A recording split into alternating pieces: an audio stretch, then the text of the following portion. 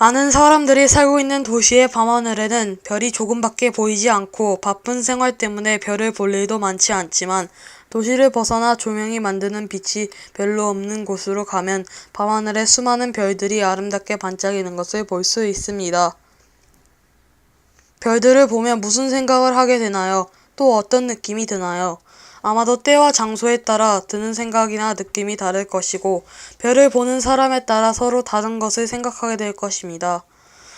별을 보며 시를 떠올리는 사람도 있을 것이고 별을 보며 사랑하는 사람을 그리워하는 사람도 있을 것이고 망원경으로 별의 모양과 움직임을 이해하려는 사람도 있을 것입니다. 오늘 저는 여러 별의 움직임을 이해하려고 한 사람들의 이야기를 하려고 합니다.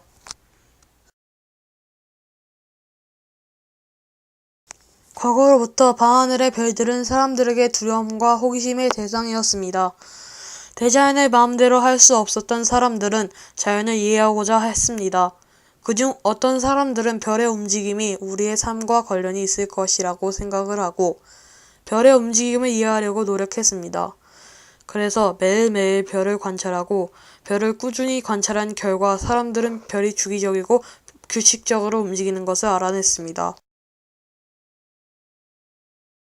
별의 주기적인 움직임에 대한 이해가 우리 생활에 무슨 영향을 주었을까요? 현대의 사람들은 1년이 365일인 것과 하루는 24시간인 것을 알고 있습니다.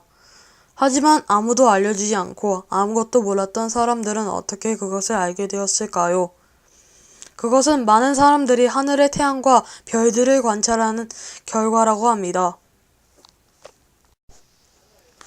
별들의 움직임을 카메라로 찍어보면 북극점을 중심으로 하루에 한 바퀴씩 돌고 있음을 알 수 있습니다.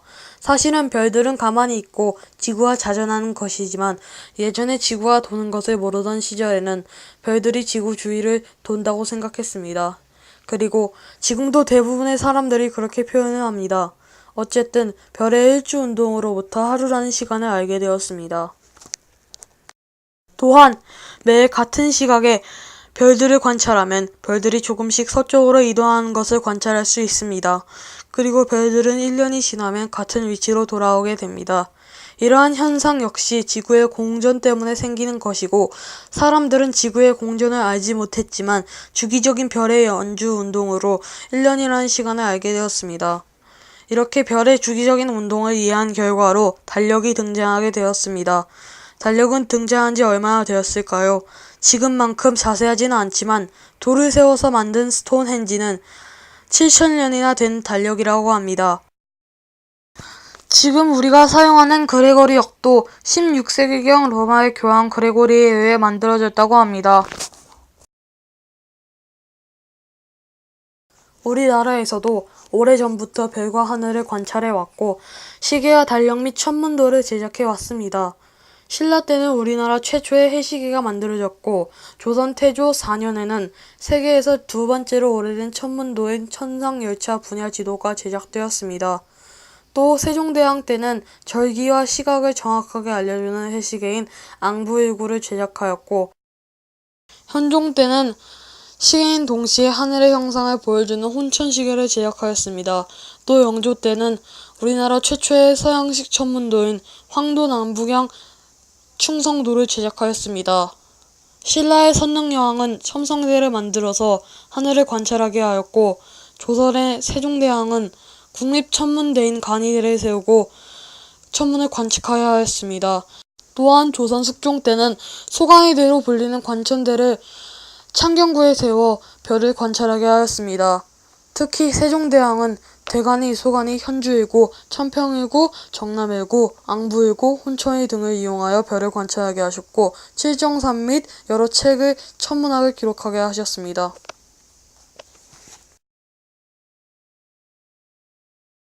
여러분들은 천동설과 지동설 중 어느 것이 옳다고 생각하시나요? 우리들은 당연히 지동설이 옳다는 것을 알고 있지만 과거에 살았던 사람들도 그렇게 생각했을까요?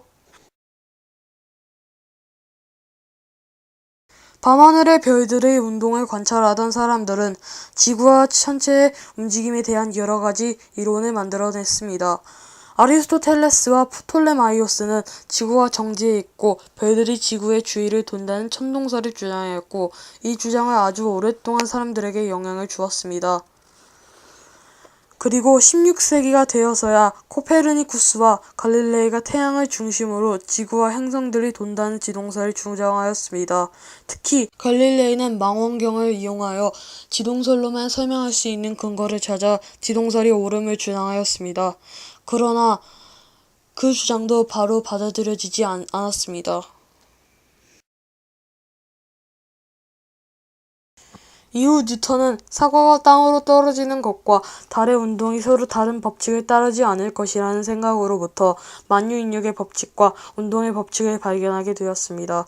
그리고 이러한 뉴턴의 법칙을 시작으로 과학은 눈부시게 발전하게 되었습니다. 또한 아인슈타인의 상대성 이론을 만들어 현대 과학과 문명을 발전할 수 있게 하였습니다. 천문의 발전을 보니 스티븐 호킹 박사가 연상이 되었습니다. 루게릭 병에 의해 몸이 매우 불편한 호킹 박사는 시간의 역사라는 책과 빅뱅 이론으로 유명하고, 호킹 박사를 다룬 다큐멘터리도 있습니다. 외국에는 이렇게 유명한 사람이 있는데 우리나라에는 그런 사람이 없을까라는 의문이 생겼습니다.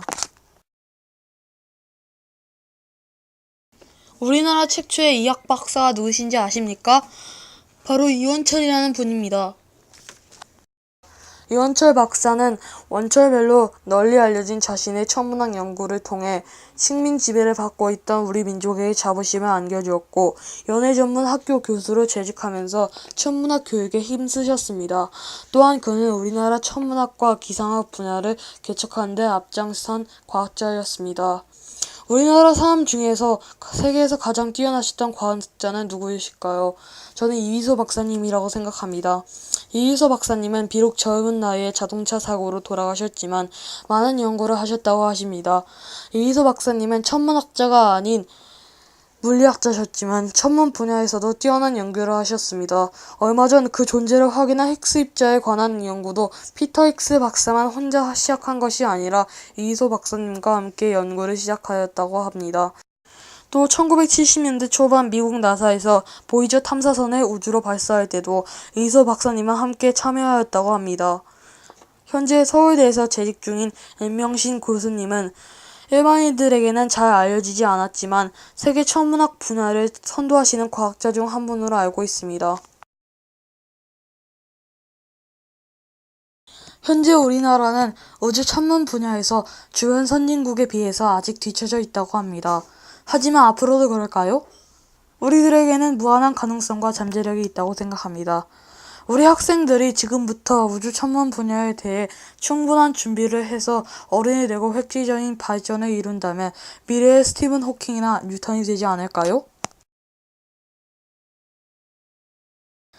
앞으로 우리들의 어른이 되었을 때 천문 분야에서는 우주로 직접 나가서 탐험하는 시대가 열릴 것이라고 생각합니다. 그러기 위해서는 우리도 직접 우주선을 만들고 우주인을 길러야 할 것이라고 생각합니다. 비록 아직까지는 나로만 발사하였지만 달에도 가고 화성에도 가고 태양계 끝까지 유인 우주선이 갈 수 있는 날을 준비해야 할 것입니다. 현재 우리나라는 다른 선진국들과 합작으로 거대 망원경을 제작하고 있고 2025년에는 달 탐사선을 보낼 계획이라고 합니다. 이를 위해선 충분한 천문학자와 관련 공학자, 우주인들이 있어야 하는데 아직까지 많이 부족하다고 합니다. 따라서 천문학자, 우주탐사선 조종사, 우주탐사선 기술자 등이 천문 관련 유망한 직종이 될 것 같습니다. 조만간 외국의 망원경과 연구소에서가 아닌 발전된 우리나라의 기술과 장비를 가지고 천문 분야에서 세계 최초의 업적과 발견이 우리나라 사람들에게서 나오기를 바라는 것이 욕심일까요? 저의 장래의 희망은 천체 물리학자가 되는 것입니다. 저도 우리나라와 저의 꿈을 향해 열심히 노력해 나가겠습니다. 감사합니다.